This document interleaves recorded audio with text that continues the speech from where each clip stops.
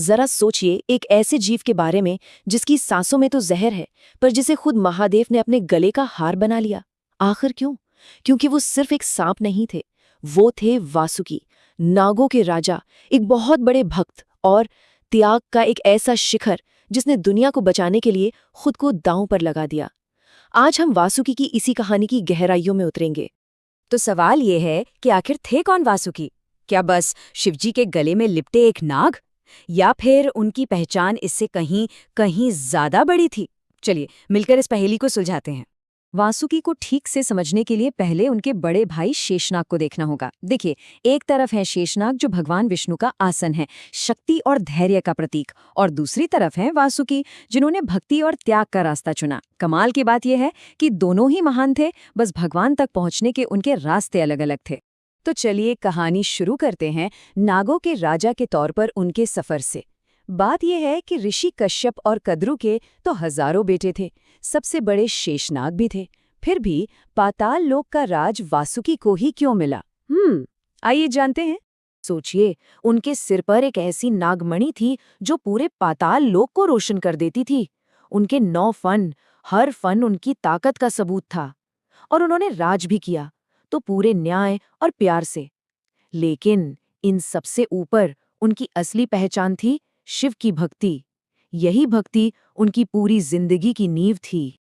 अब यही भक्ति वासुकी को एक ऐसे रास्ते पर ले गई जहां सिर्फ तपस्या थी, एक भक्त का सफर परमात्मा की सेवा के लिए।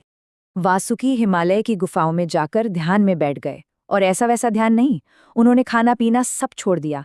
सदियां गुजर गईं, उनके शरीर पर दीमकों ने घर बना लिए, आसपास जंगल में आग लगी, बर्फ गिरी, तूफान आए, पर उनकी चेतना सिर्फ एक ही नाम में डूबी हुई थी, शिव, शिव, शिव।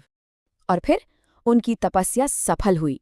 भगवान शिव खुद प्रकट हुए और बोले, मांगो, क्या चाहते हो?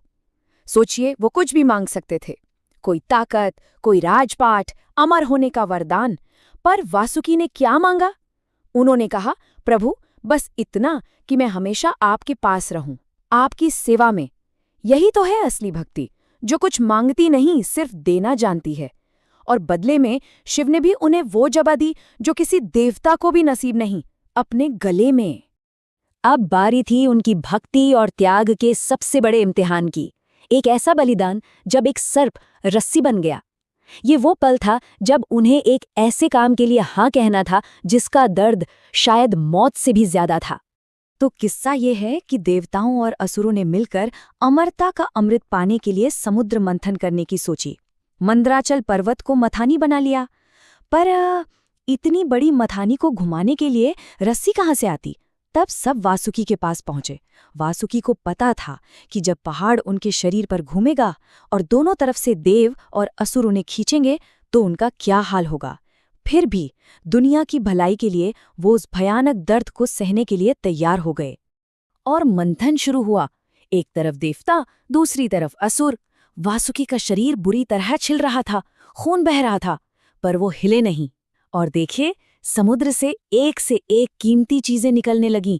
कामधेनु गाय, ऐरावत हाथी, खुद देवी लक्ष्मी भी प्रकट हुईं। सब कुछ अच्छा चल रहा था, पर तभी सागर की गहराइयों से कुछ ऐसा निकला जिसने हर तरफ खलबली मचा दी। हलाहल, महाविष, एक ऐसा जहर जिसकी सिर्फ एक बूंद पूरी दुनिया को खत्म कर सकती थी। उसकी गर्मी से देव और असुर सब भाग खड़े हुए, लेकिन वासुकी, वो कहीं नहीं जा सकते थे। वो तो अपने वचन से और उस पहाड़ से बंधे हुए थे, ठीक मौत के सामने। तब आगे आए महादेव। उन्होंने सृष्टि को बचाने के लिए वो पूरा जहर अपने गले में रोक लिया। जहर के असर से उनका गला नीला पड़ गया और वो कहलाए नीलकंठ। पर एक पल को सोचिए, उस वक्त वासुकी कहाँ थे? वो तो शिव के गले में ही थे। मतलब उन्होंने सिर्फ मंथन का दर्द नहीं झेला, बल्कि अपने भगवान को जहर पीते हुए महसूस करने का दर्द भी सहा। अब एक और कहानी, एक माँ के श्राप की। ये वासुकी की सबसे बड़ी भावनात्मक परीक्षा थी। देखिए, देवताओं को तो उन्होंने बचा लिया, पर अब सवाल उनके अपने ही नागवंश को बचाने का था। और ये मुसीबत किसी और ने नहीं, बल्कि उनकी अपनी माँ ने खड़ी की थी। हुआ ये कि अपनी बहन से एक शर्त जीतने के लिए माँ कद्रू ने अपने ही नाग बेटों को धोखा देने के लिए कहा। जब बेटों ने ये अधर्म करने से मना कर दिया तो गुस्से में आकर कद्रू ने उन्हें श्राप दे दिया। श्राप ये था, तुम सब एक दिन आग में जलकर राख हो जाओगे, अपनी ही औलाद को। और कई युगों के बाद वो श्राप सच होने लगा। राजा जन्मेजय ने अपने पिता की मौत का बदला लेने के लिए एक सर्प यज्ञ शुरू किया। इस यज्ञ में ऐसी शक्ति थी कि दुनिया के किसी भी कोने में छिपा कोई भी नाग खिंचकर सीधा हवन कुंड की आग में आकर गिरने लगा।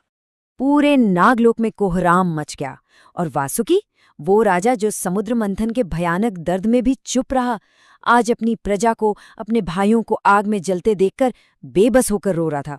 एक राजा के लिए इससे बड़ा दुख और क्या हो सकता है। तभी इस अंधेरे में वासुकी को एक उम्मीद की किरण दिखी।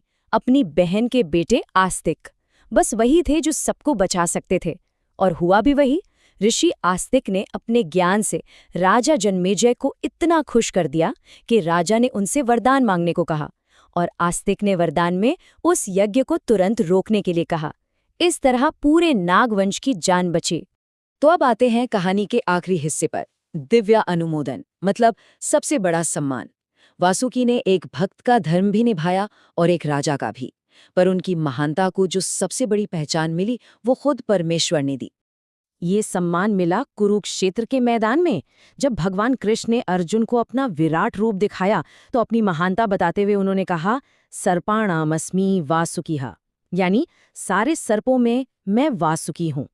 जरा सोचिए इस बात को, जब भगवान खुद कहें कि मैं ही वो हूं, तो उस हस्ती की महानता का इससे बड़ा सबूत भला और क्या होगा। तो वासुकी की इस पूरी कहानी से हमें क्या सीख मिलती है? पहली ये कि असली भक्ति कुछ मांगने में नहीं, सब कुछ दे देने में है। दूसरी कि असली लीडरशिप राजगद्दी पर बैठना नहीं, बल्कि अपनी प्रजा के लिए दर्द सहना है। और तीसरी कि सच्चा प्यार वो है जो मुश्किल में भी अपने भगवान का साथ न छोड़े। आज भी जब हम किसी शिवलिंग पर एक सर्प को लिपटा हुआ देखते हैं तो वो वासुकी के उसी त्याग और सेवा की याद दिलाता है। और उनकी कहानी हमें ये सोचने पर मजबूर कर देती है कि सच्ची महानता आखिर है किसमें? ताकत दिखाने में या फिर निस्वार्थ भाव से त्याग और सेवा करने में?